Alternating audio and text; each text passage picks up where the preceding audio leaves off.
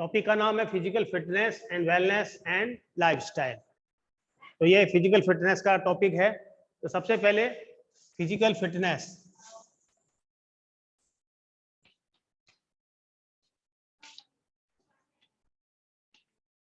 आज हम देखते हैं इंडिया जो है,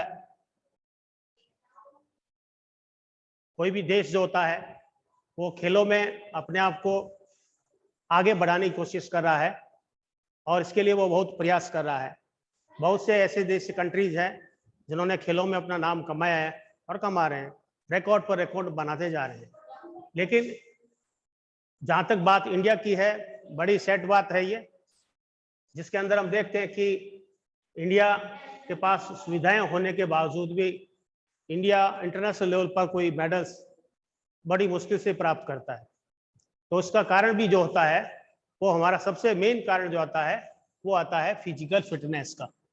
इसकी वजह से खिलाड़ी जो है अपने हाईएस्ट लेवल पर अपेक्स पोजीशन तक पाने में जाने में असमर्थ होता है और वो मेडल से वंचित हो जाता है।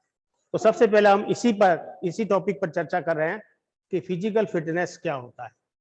तो फिजिकल फिटनेस इस कॉमन पर्सन की दृष्टि से देखा जाए तो गुड फिजिक्स जो होती है, जिसकी गुड फिजिक्स होती है,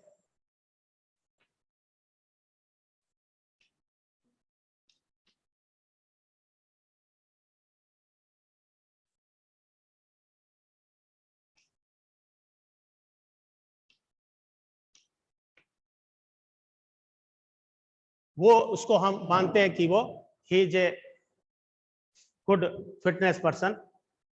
डॉक्टर की भाषा में अब देखा जाए, कि किसी पर्सन के जो फिजियोलॉजिकल फंक्शन जो होते हैं वो अगर सही ढंग से काम करते हैं तो हम उसको मानते हैं कि ही इज ए फिजिकल फिट। लेकिन फिजिकल फिटनेस की डेफिनेशन इससे कहीं और ज़्यादा हम उसका विस्तृत क्षेत्र में देखते हैं कि फिजिकल फिटनेस जो होती है, a person do daily routine work without any fatigue, moreover to participate in playful activity, to reserve enough capacity to beat any emergency। उसके पास में किसी भी काम को करने से अगर उसको थकावट ना महसूस होती हो, है ना, थकावट नहीं हो और उस कार्य को वो लगातार निरंतर गति से करता रहे, तो हम उसको कहते हैं फिजिकल फिटनेस। उस पर्टिकुलर एक्टिविटी के लिए उसको कहते हैं फिजिकल फिटनेस। तो फिटनेस की डेफिनेशन हमने देखी। Fitness, physical fitness, a person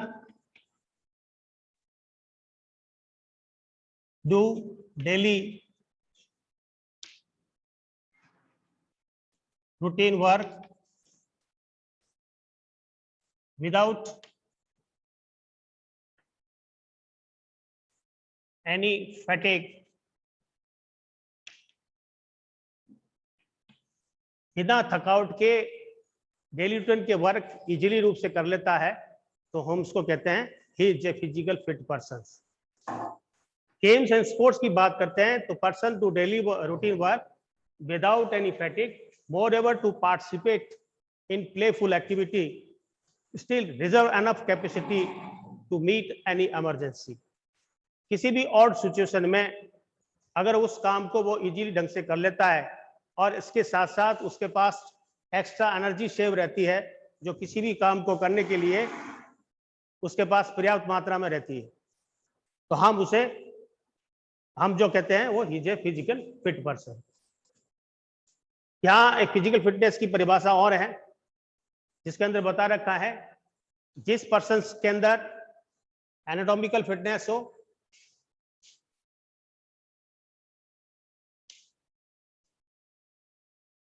physiological fitness हो,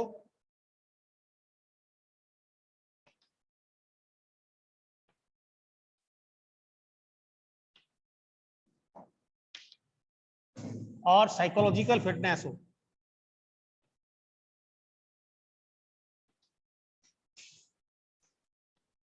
विद्यमान होती है, यानी कि जिस पर्सन के अंदर anatomical fitness, physiological fitness and psychological fitness विद्यमान हो, और किसी भी ऑड सिचुएशन में उस काम को इजीली ढंग से पूरा कर लेता है, तो हम उसको कहते हैं फिजिकल फिटनेस। ठीक है। दूसरा है वेलनेस। फिटनेस की डेफिनेशन हो गई, उसके बाद में वेलनेस। तो वेलनेस में क्या है, फिजिकल और मेंटल हेल्थ बीइंग होना वेलनेस कहलाता है, जिसके अंदर वेलनेस पर्सन जो है डिजीज फ्री रहता है और अपनी लाइफ को बड़ा हैप्पीली ढंग से जीता है, हम उसको वेलनेस कहते हैं। वेलनेस के अंदर फिजिकल हेल्थ बीइंग होना चाहिए, इमोशनल होना चाहिए और साथ ही साथ मेंटल स्ट्रांग होना चाहिए, मेंटल वेलनेस होना चाहिए, स्पिरिचुअल वेलनेस होना चाहिए, मॉरली वेलनेस होना चाहिए, ऑक्यूपेशनल वेलनेस होना चाहिए, ठीक है, और मॉरली भी होना चाहिए। तो वो होती है वेलनेस में। जो डिजीज फ्री पर्सन होता है वो, जिसके अंदर मेंटल और हेल्थ दोनों फिजिकली उसका स्ट्रांग होता है, तो हम उसको वेलनेस पर्सन कहते हैं। तो यहाँ वेलनेस में फिजिकल हेल्थ बीइंग भी शामिल होता है। तो यहाँ फिजिकल अपन कंपोनेंट्स की बात करें तो डेफिनेशन के साथ हम इसके कंपोनेंट्स को भी देख सकते हैं कि फिजिकल फिटनेस कंपोनेंट्स कौन कौन से होते हैं। Physical fitness components,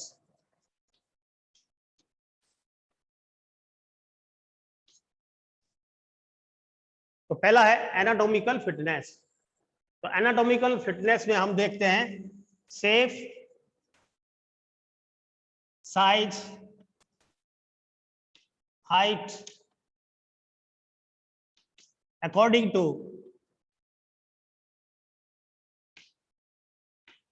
activity. यानी कि एनाटॉमिकल फिटनेस वो होती है जिसके अंदर उसकी जो बॉडी होती है, उसका शरीर जो होता है, किसी भी एक्टिविटी को करने के लिए उसके अकॉर्डिंग वेट, साइज, हाइट के अनुसार होना चाहिए। अगर वो पर्सन जिसके अंदर ये एनाटॉमिकल फिटनेस होती है उस काम को इजीली कर सकता है। मान लीजिए एग्जांपल देते हैं हम एक एनाटॉमिकल फिटनेस में कि एक लॉन्ग हाइट का पर्सन और एक शॉर्ट हाइट का जो पर्सन होता है, अगर वो किसी गेम में, पर्टिकुलर जो गेम होते हैं, अलग अलग गेम्स में हाइट, वेट एंड उसका जो हाइट, वेट और जो उसका साइज होता है, वो सब में अलग अलग रिक्वायरमेंट होती है। किसी में हाइट ज्यादा पर्सन खिलाड़ी आवश्यक होते हैं, किसी में एवरेज होते हैं। तो हम यह देखते हैं कि वॉलीबॉल प्लेयर जो होता है लंबा होता है, हाइट उसकी लंबी होती है। अगर उसकी वनिस्पत छोटे हाइट का पर्सन होगा तो वो हाइट वाला पर्सन जो है वो ज्यादा एडवांटेज लेगा। तो यहाँ एनाटॉमिकल फिटनेस की बात है कि अकॉर्डिंग एक्टिविटी के अनुसार ही उसका डेवलपमेंट जो होता है, उसी के अनुसार उसका उस एक्टिविटी में जो है पार्टिसिपेट दिलाना चाहिए। दूसरा है आपका फिजियोलॉजिकल फिटनेस। तो फिजियोलॉजिकल फिटनेस में हम देखते हैं कि आपके इसमें अलग अलग कंपोनेंट्स आते हैं। Strength, speed, endurance, flexibility,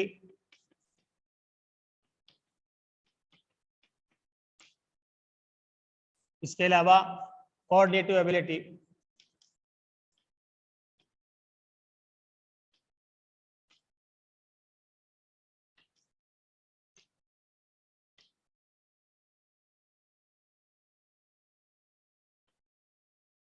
coordinative ability, साथ ही साथ growth and development,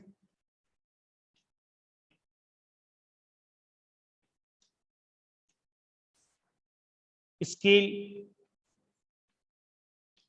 fundamental skill जो है वो सीखता है वेरियस गेम्स के। तो ये फिजियोलॉजिकल फिटनेस, जिसके अंदर ये कंपोनेंट्स जो होते हैं अलग अलग एक्टिविटी के अनुसार, अलग अलग नेचर ऑफ इवेंट के अनुसार खिलाड़ी को रिक्वायरमेंट अलग अलग होती है। किसी में स्ट्रेंथ, किसी में स्पीड, किसी में इंडोरेंस, किसी में फ्लेक्सिबिलिटी एंड देन कोऑर्डिनेटिव, जिसको हम एजिलिटी बोलते हैं। तो अलग अलग होती है। ठीक है।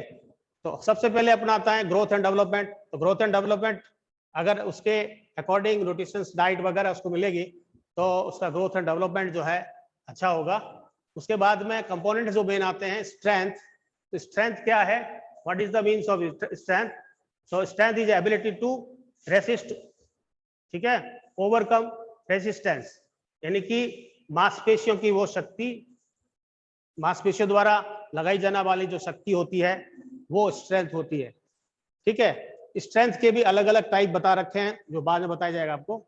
दूसरा है आपका स्पीड। स्पीड का मतलब अलग अलग इवेंट नेचर के हिसाब से स्पीड का रिक्वायरमेंट अलग अलग होता है। किसी में शॉर्ट ड्यूरेशन की स्पीड होती है, किसी में लॉन्ग भी होती है। तो जैसे हम स्पीड में देखते हैं जो स्टैटिक पोजीशन से हम फास्टर में ले जाना, उसको फास्ट में ले जाना, स्टैटिक पोजीशन से मैक्सिमम स्पीड में जाना, मैक्सिमम स्पीड से मूवमेंट से किसी एक्टिविटी को करना, वो हम स्पीड में शामिल करते हैं। तो स्पीड के अंदर हम देखते हैं कुछ शॉर्ट ड्यूरेशन की स्पीड होती है जिसमें फुटबॉल है, हॉकी है, क्रिकेट है ना। ऐसे गेमों में कई बार शॉर्ट ड्यूरेशन की स्पीड होती है। बाकी में हम लॉन्ग डिस्टेंस रनिंग जो देखते हैं वो भी होती है। तो अलग अलग उसके जो बॉडी के जो फाइबर है उस पर डिपेंड करता है कि उसकी बॉडी के अंदर कौन सा फाइबर है। फाइबर हमारे जेनेटिक होता है जिसमें एक रेड फाइबर होता है, दूसरा व्हाइट फाइबर होता है ना। व्हाइट फाइबर होता है दो प्रकार का। रेड फाइबर जो होता है वो क्या होता है, इंडोरेंस का होता है, जिसके अंदर इंडोरेंस ज्यादा होती है। ठीक है, फैटिक कम आता है, फैटिक उसको कम आता है, यानी इसको थकावट देरी से आती है। क्योंकि व्हाइट है तो व्हाइट में फैटिक जल्दी आएगा लेकिन मूवमेंट फास्ट होगा, मूवमेंट फास्टर होगा। तो ये आपका रेड और फाइबर होता है। जो जेनेटिक होते हैं हम उसको चेंज नहीं कर सकते। तो स्पीड जो हमारी होती है वो हमारे फाइबर्स पर डिपेंड करती है। उसके बाद में इंडोरेंस, किसी भी एक्टिविटी को निरंतर लगातार बिना किसी थकावट के, बिना किसी फैटिक के ओवर फैटिक करते रहना, हम उसको इंडोरेंस कहते हैं। ठीक है ना। तो इंडोरेंस में किसी भी कार्य को निरंतर लगातार बिना किसी थकावट के निरंतर करते रहना, हम उसको इंडोरेंस बोलते हैं, इसको हम सहनशीलता बोलते हैं। तो यहाँ लॉन्ग डिस्टेंस रेसर जो होते हैं जिनके लिए इंडोरेंस की ज्यादा आवश्यकता होती है, तो यहाँ कंपोनेंट्स में हम फिजिकल फिटनेस कंपोनेंट्स में इंडोरेंस को देखते हैं। इंडोरेंस भी दो टाइप्स की होती है, एक होती है शॉर्ट टर्म इंडोरेंस और दूसरी होती है लॉन्ग टर्म इंडोरेंस। तो शॉर्ट टर्म इंडोरेंस में आपके जो शॉर्ट ड्यूरेशन की इंडोरेंस की नीड आवश्यकता होती है, जिसके अंदर हम वेरियस गेम्स देखते हैं, फुटबॉल है, हॉकी है, क्रिकेट है, बास्केटबॉल है। ये शॉर्ट टर्म इंडोरेंस जो है इसमें आवश्यकता होती है, जो शॉर्ट ड्यूरेशन के लिए होती है। लॉन्ग टर्म ड्यूरेशन के लिए जो होती है उसके अंदर हम लॉन्ग टर्म में जो लॉन्ग डिस्टेंस रेसेज होती है, लॉन्ग डिस्टेंस रेसेज जो होती है, मैराथन रेसेज होती है, उनको हम लॉन्ग टर्म ड्यूरेशन में शामिल करते हैं। उसके बाद आपकी फ्लेक्सिबिलिटी, तो फ्लेक्सिबिलिटी जो होती है वो आपके रेंज ऑफ मूवमेंट जो होता है आपका विद जॉइंट के साथ जो की जाती है वो आपकी फ्लेक्सिबिलिटी में आती है। फ्लेक्सिबिलिटी के भी कई टाइप्स दे रखे हैं, वो आपको आगे बताएंगे। उसके बाद में कोऑर्डिनेटेबिलिटी, जिसमें आपका ब्रेन और मसल्स दोनों का कोऑर्डिनेशन होता है, बैलेंस होता है, तो तब हम कोई काम बड़ी एक्यूरेसी के साथ कर सकते हैं, एक्यूरेसी से के साथ कर सकते हैं। तो हमारा कोऑर्डिनेशन होता है, किसी भी एक्टिविटी को करते समय हमारी कोऑर्डिनेशन एबिलिटी जो होना आवश्यक होता है। तो ये कुछ कंपोनेंट्स हैं फिजिकल फिटनेस से संबंधित, जिसके अंदर strength, speed, endurance, flexibility, coordinative ability. इसके बाद में आता है आपका साइकोलॉजिकल जो है फिटनेस। तो साइकोलॉजिकल फिटनेस क्या होता है? हमारे पास एनाटॉमिकल फिटनेस है, साइकोलॉजिकल फिटनेस है, फिजियोलॉजिकल फिटनेस है। लेकिन अगर साइकोलॉजिकल फिटनेस नहीं है तो आपके ये दोनों जो हमारे जो कंपोनेंट्स है, एनाटॉमिकल और फिजियोलॉजिकल कंपोनेंट्स जो है वो सही ढंग से वर्क नहीं कर सकते। इसलिए हमें फिजियोलॉजिकल फिटनेस होना चाहिए, जिसमें किसी भी एथलीट्स को जो है पर्सन को जो है इंटरेस्ट, किसी भी चीज का इंटरेस्ट होना चाहिए, साथ में वो मोटिवेशन होना चाहिए, कोऑपरेशन होना चाहिए,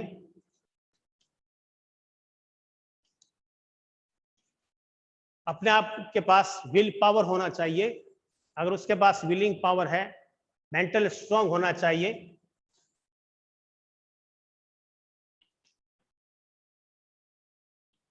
तो ये सारी जो फैक्टर्स हैं ये साइकोलॉजिकल फैक्टर्स में आते हैं। जब तक उसका कोई इंटरेस्ट नहीं है, मोटिवेट अगर नहीं होता है, तो कई बार वो जीती हुई बाजी को भी हार जाता है।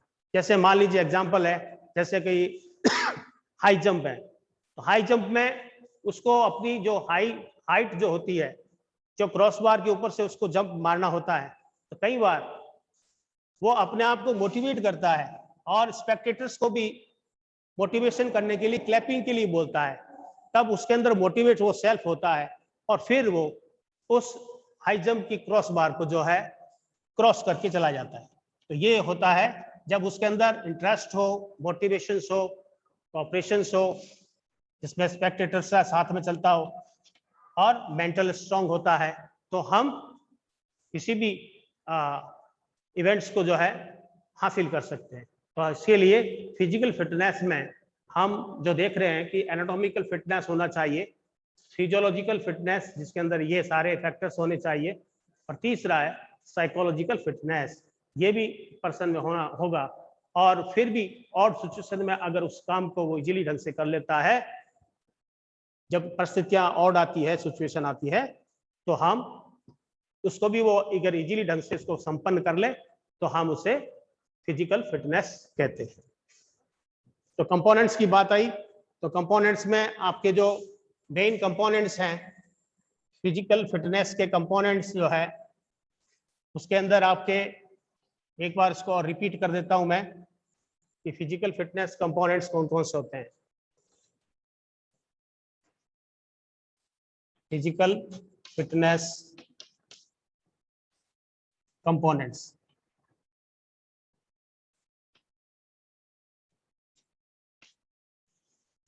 स्ट्रेंथ,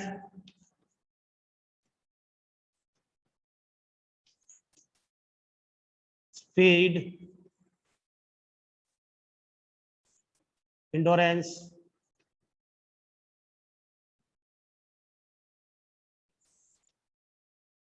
flexibility,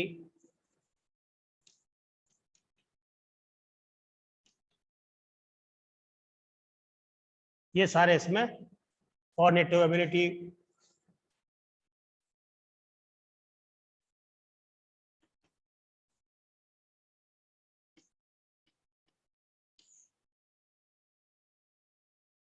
तो स्ट्रेंथ के बारे में मैंने आपको बताया कि स्ट्रेंथ क्या होता है, और स्ट्रेंथ के कुछ टाइप्स दे रखे हैं, type of strength.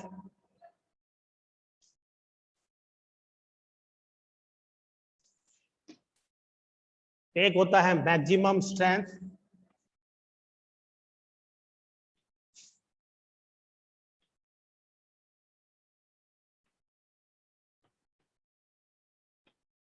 Explosive strength,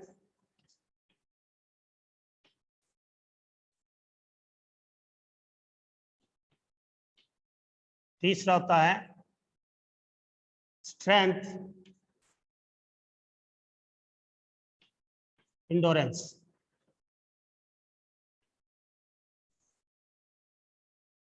तो मसल ग्रुप द्वारा किसी भी रेसिस्टेंस के विरुद्ध हम जो भी कार्य करते हैं हम उसे स्ट्रेंथ कहते हैं। स्ट्रेंथ में मैक्सिमम स्ट्रेंथ होती है, एक एक्सप्लोजिव स्ट्रेंथ होती है और एक स्ट्रेंथ इंडोरेंस होता है। तो मैक्सिमम स्ट्रेंथ के अंदर आप मैक्सिमम जो है स्ट्रेंथ को यूज करते हैं, पावर को यूज करते हैं। विशेष रूप से जो वेट लिफ्टिंग, पावर लिफ्टिंग होते हैं, या आपके शॉर्ट पुट है, हैमर थ्रो है, उसके अंदर वो मैक्सिमम स्पीड के साथ, मैक्सिमम वेट के साथ, स्ट्रेंथ के साथ उसको हम यूज करते हैं। तो ये जो है अक्सर हमें खेलों में देखने को मिलता है। दूसरा है एक्सप्लोजिव स्ट्रेंथ। तो एक्सप्लोजिव स्ट्रेंथ में स्ट्रेंथ के साथ साथ स्पीड को इसमें शामिल किया जाता है। वॉलीबॉल में जैसे स्मैश मारते हैं, तो स्ट्रेंथ और एंडोरेंस एक्सप्लोजिव स्ट्रेंथ में आपके शॉर्ट पुट है, हैमर थ्रो है, डिस्कस थ्रो है। तो इसके अंदर स्पीड और आपकी जो एंडोरेंस है, स्ट्रेंथ है, स्पीड और स्ट्रेंथ, इस दोनों में आपके काम आती है एक्सप्लोजिव स्ट्रेंथ। स्ट्रेंथ और स्पीड और स्ट्रेंथ इसके अंदर शामिल होती है। तीसरी है स्ट्रेंथ और इंडोरेंस। तो स्ट्रेंथ इंडोरेंस में स्ट्रेंथ भी होती है और साथ में इंडोरेंस होता है। यानी जो लॉन्ग डिस्टेंस रेसेज होती है उसके अंदर खिलाड़ी में स्ट्रेंथ के साथ साथ इंडोरेंस भी जो है होनी चाहिए। ठीक है, तो ये लॉन्ग डिस्टेंस रेसेज जो होती है इसके अंदर मैराथन वगैरह,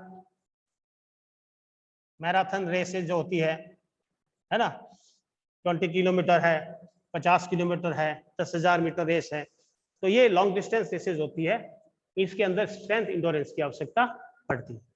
तो ये हो गया आपके स्ट्रेंथ से संबंधित कि स्ट्रेंथ क्या है, what is the means of strength, and then types of strength, जिसमें मैक्सिमम स्ट्रेंथ, एक्सप्लोजिव स्ट्रेंथ और स्ट्रेंथ इंडोरेंस। दूसरा आपका स्पीड। तो स्पीड में क्या होता है, हम स्टैटिक पोजीशन से मैक्सिमम स्पीड को है ना फिनिशिंग कवर तक करते हैं, लास्ट तक करते हैं, तो वो हमारी स्पीड होती है।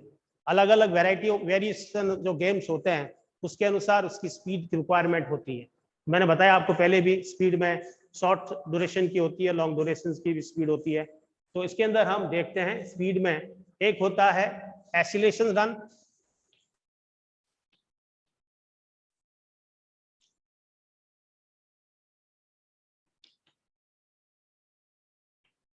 एक होता है पेस रन। दो प्रकार के इसमें होते हैं। तो एसिलेशन में जो है मैक्सिमम स्पीड जो होती है उसको कवर करना होता है। तो जहां पर हम देखते हैं कि जहां मैक्सिमम स्पीड होती है, जैसे 100 मीटर रेस है, 50 मीटर रेस है, 200 मीटर रेस है, तो यहाँ पर एसिलेशन होता है। तो यहाँ पर एसिलेशन जोन को जो डेवलप किया जाता है, जहां एक एथलीट जो होता है स्टार्ट जब लेता है, जिस पॉइंट से स्टार्ट लेता है, मान लीजिए यहाँ से स्टार्ट ले रहा है, स्टार्ट लेने से मैक्सिमम स्पीड जो होता है वो जहां से लेता है, मैक्सिमम स्पीड को जहां वो कवर करना शुरू करता है, उसके बीच का जो एरिया है उसको हम डेवलप करते हैं, उसको डेवलप किया जाता है एसिलेशन रन में। यहाँ एसिलेशन जोन हो गया एक तरह का ये, जिसके अंदर स्टार्ट एथलीट लेता है, एथलीट जब स्टार्ट लेता है और जब वो मैक्सिमम स्पीड को पकड़ता है, उसके पहले का जो एरिया है, जो गैप है, वो होता है एसिलेशन जोन। तो इसको डेवलप करने का काम ट्रेनिंग के द्वारा इसको डेवलप किया जाता है। तो वो एसिलेशन जो 100 मीटर, 200 मीटर, 400 मीटर की जो रेसेज होती है वो एसिलेशन में शामिल की जाती है। दूसरा है पेस रन। तो पेस रन का मतलब है एक एथलीट जो होता है जिसको जो दूरी तय करनी होती है, एक ही पेस से दौड़ता है। तो एक पेस से दौड़ने वाली जो रेसेज होती है उसके अंदर हम देखते हैं 800 मीटर और 1500 मीटर रेसेज जो होती है वो पेस रन में शामिल की जाती है। ठीक है, तो यहाँ पर एथलीट जो होता है कि एक ट्रैक के वो 2 चक्कर निकालता है, जो 800 मीटर होता है, ट्रैक के वो 3 चक्कर निकालता है, तो करीबन 1500 मीटर रेस कवर होती है।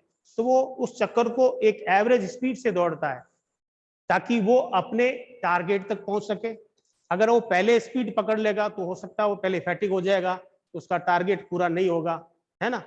और इतना स्लो भी ना हो जिससे कि वो उसका टाइमिंग का रिकॉर्ड होता है उससे कम हो जाए। तो ये सारी चीजें इसमें ट्रेनिंग के द्वारा उसको ट्रेनिंग दी जाती है और फिर पेस रन द्वारा उसको एक ही स्पीड से उसको दौड़ा जाता है। तो ये हो गया आपके स्पीड से संबंधित एसिलेशन रन और पेस रन। फिर आता है इंडोरेंस। तो इंडोरेंस में हम देखते हैं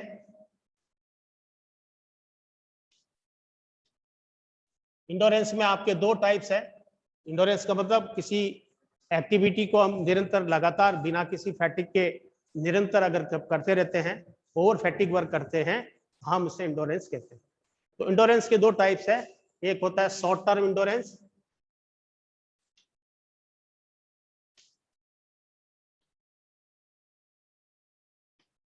शॉर्ट टर्म इंडोरेंस, और दूसरा है लॉन्ग टर्म इंडोरेंस। तो शॉर्ट टर्म इंडोरेंस में शॉर्ट ड्यूरेशन के लिए कोई इवेंट होता है, उसमें इंडोरेंस की आवश्यकता पड़ती है। तो शॉर्ट ड्यूरेशन के लिए इंडोरेंस में आपके फुटबॉल, हॉकी, बास्केटबॉल, ये शॉर्ट ड्यूरेशन की एक्टिविटी होती है जिसमें इंडोरेंस जो होती है वो शॉर्ट ड्यूरेशन के लिए आवश्यक होती है। तो वो होता है आपका short duration, short term endurance. Long term endurance में जो लंबी दूरी की जो दौड़ होती है उसके अंदर शामिल की जाती है लॉन्ग टर्म इंडोरेंस में। जो लंबी दूरी की दौड़ दौड़ता है तो उसमें इंडोरेंस की आवश्यकता ज्यादा पड़ती है, तो वो आपका लॉन्ग टर्म इंडोरेंस है। तो इस प्रकार से आपके ये फिजिकल फिटनेस कंपोनेंट्स के बारे में हमने डिस्कस किया है।